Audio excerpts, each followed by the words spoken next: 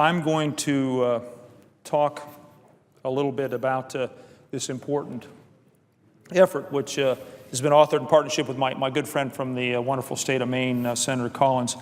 I want to take a minute before I do that and say how important it is that we're finally debating for the first time in years an energy bill in the Senate. And I think the fact that we're here today is a huge testament to my colleague from the great state of New Hampshire, Senator Shaheen, and my good friend from the days I served in the House, and now a fellow senator from the great state of Ohio, Senator Portman, and the leadership of Chairman Wyden and Ranking Member Murkowski, that we're here today beginning this important debate. And for, I think, Senator Portman and Senator Shaheen are saying this in every way possible, for our country to truly realize energy independence and energy security, we need to efficiently use the energy that we already have. And that's exactly what Senator Shaheen and Senator Portman envision with their legislation. We promote energy security and we save Americans money.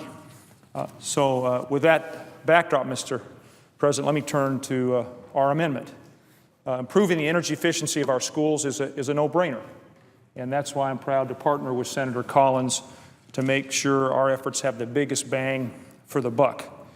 This is a bipartisan amendment. It will help streamline efforts to improve the energy efficiency of our nation's schools, while most importantly strengthening our children's education. Our schools are often confused by where to go and who to work with to pursue energy efficiency efforts in education.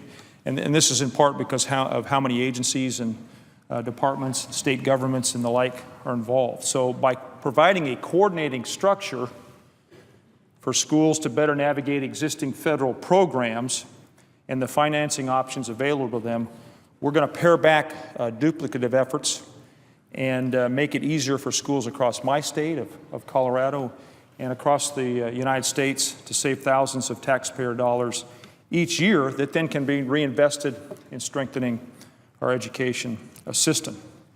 The amendment also has the dual benefit of making federal programs work better for our schools while still leaving decisions to the states, school boards, and local officials to determine what is best for their schools.